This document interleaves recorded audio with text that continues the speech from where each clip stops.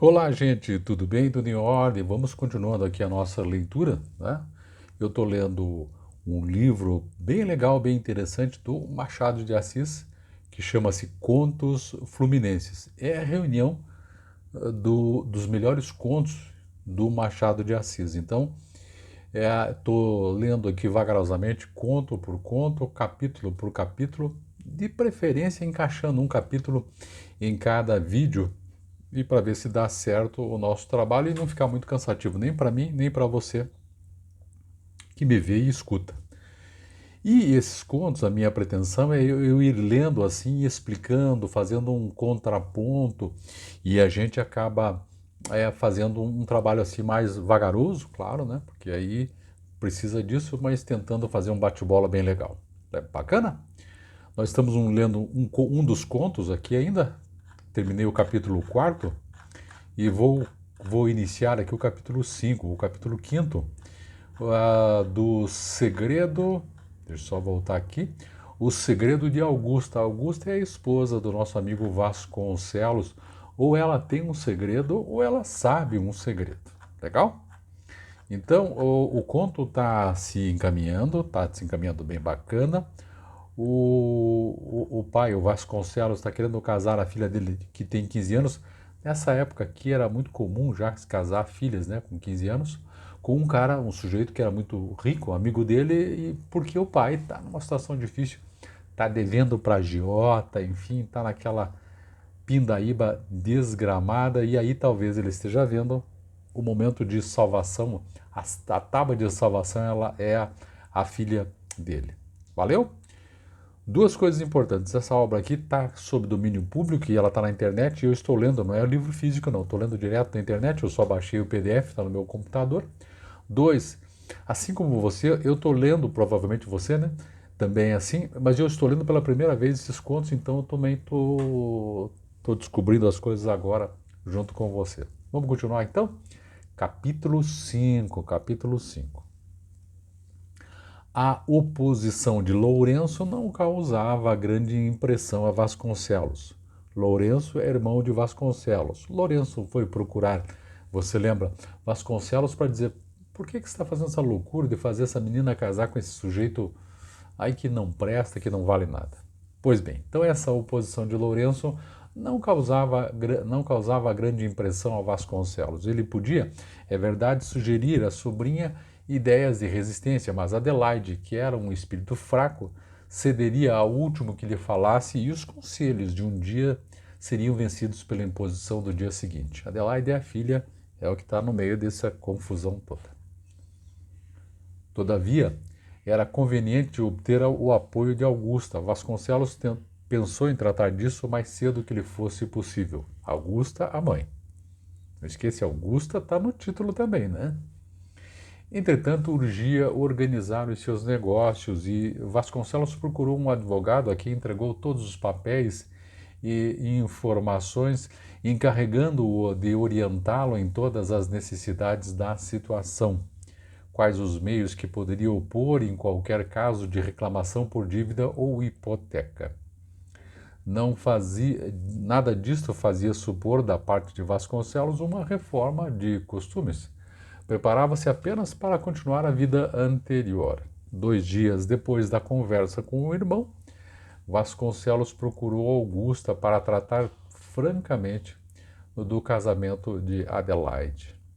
Já nesse intervalo, o futuro noivo, obedecendo ao conselho de Vasconcelos, fazia uma espécie de corte prévia à filha, fazia visitações para pular, para aqui, né? Aquela coisa de cerca Lourenço.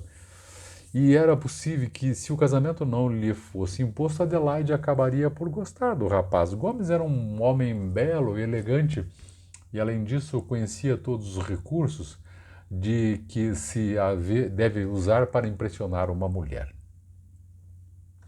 Teria Augusto notado a presença assídua do moço? Vasconcelos fazia essa pergunta ao seu espírito no momento em que entrava na toilette da mulher. Vais sair? Perguntou ele. Não, tenho visitas. Ah, quem? A mulher do Seabra, disse ela. Então ele está falando com a esposa aqui, né? Vasconcelos sentou-se, Procurou um meio de encabeçar a conversa especial que ali o levava. Está muito bonita hoje. Deveras? Disse ela sorrindo, pois estou hoje como sempre. Ou é singular que o diga, que o digas hoje. Não, realmente hoje estás mais bonita do que costumas, a ponto que sou capaz de ter ciúmes. Qual? Disse Augusta com um sorriso irônico. Vasconcelos coçou a cabeça, tirou o relógio, deu-lhe corda, depois entrou a puxar as barbas, pegou uma folha, leu 2 ou 3 anúncios, atirou a folha no chão e, afinal, depois de um silêncio já prolongado, Vasconcelos achou melhor atacar a praça de frente. Tenho pensado ultimamente em Adelaide, disse ele. Ah, por quê? Está moça. Moça, exclamou. Augusta é uma criança. Está mais velha do que tu quando te casaste. Augusta franziu ligeiramente a testa.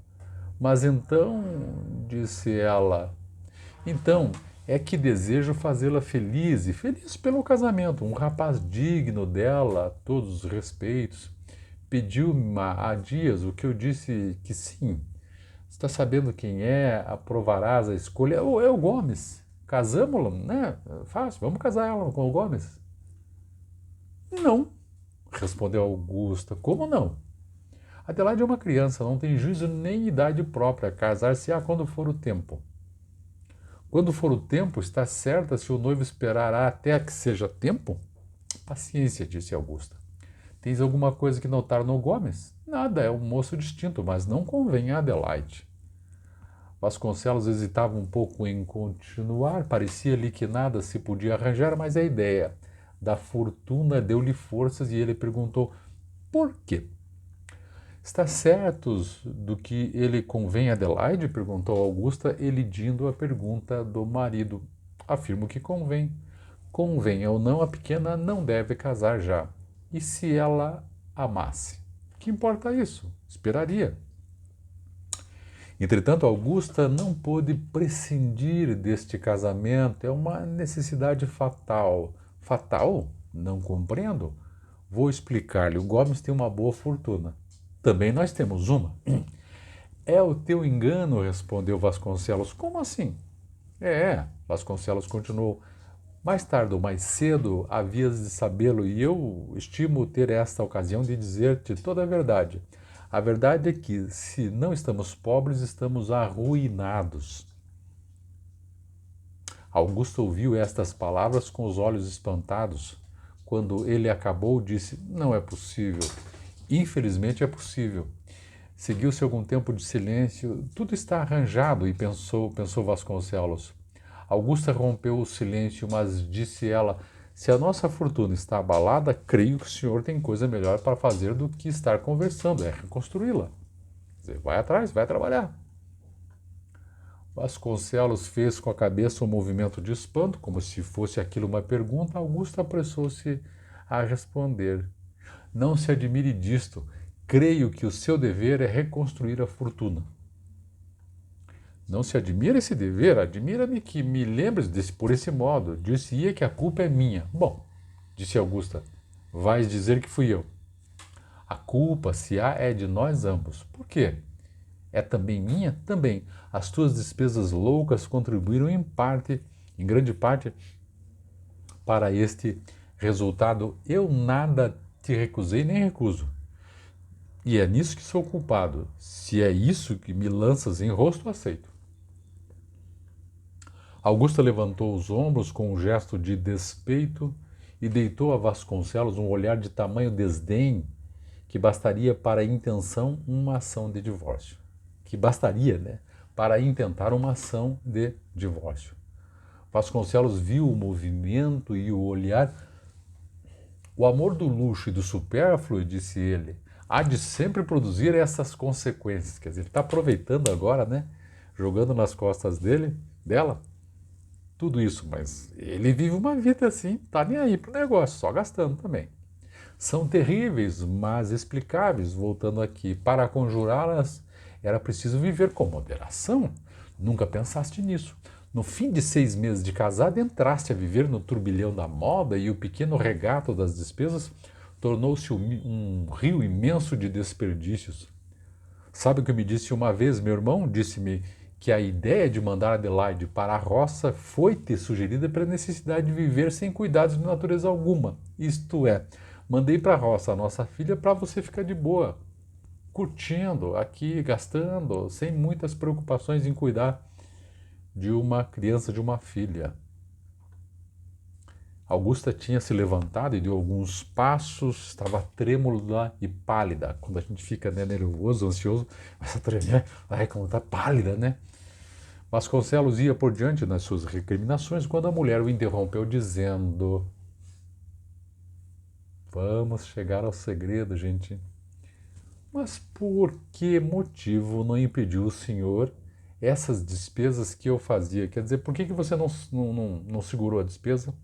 Não chegou em mim e disse que está na hora, como administrador dos bens que deveria ser, está na hora de parar, vai parar com essas despesas. Por que você não fez isso?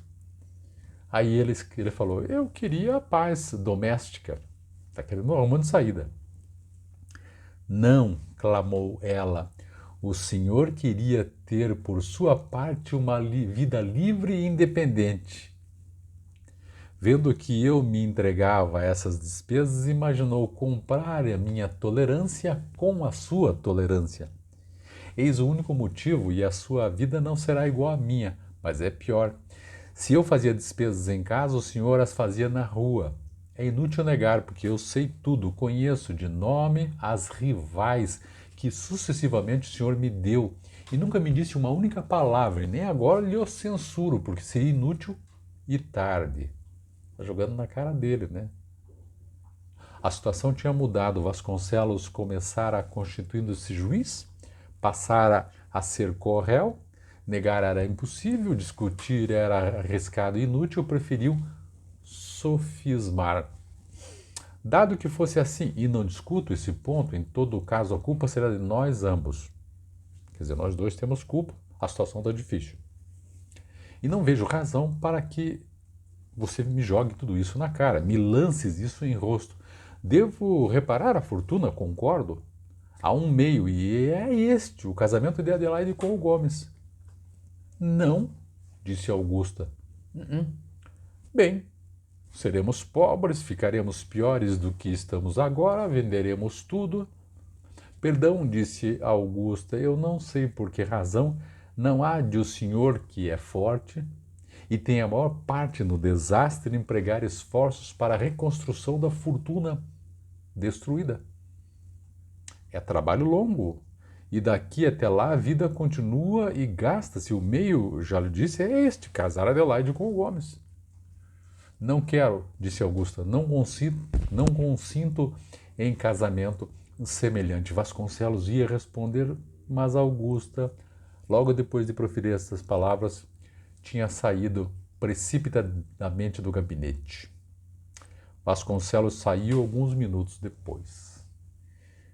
E fechou o capítulo 5, e aqui a gente vai encerrando esse vídeo, como eu disse para você, à minha disposição de gravar um capítulo e um vídeo. Olha que interessante, as coisas estão sendo encaminhadas. Começamos a tentar imaginar onde é que está o segredo desta senhora que dá título, né?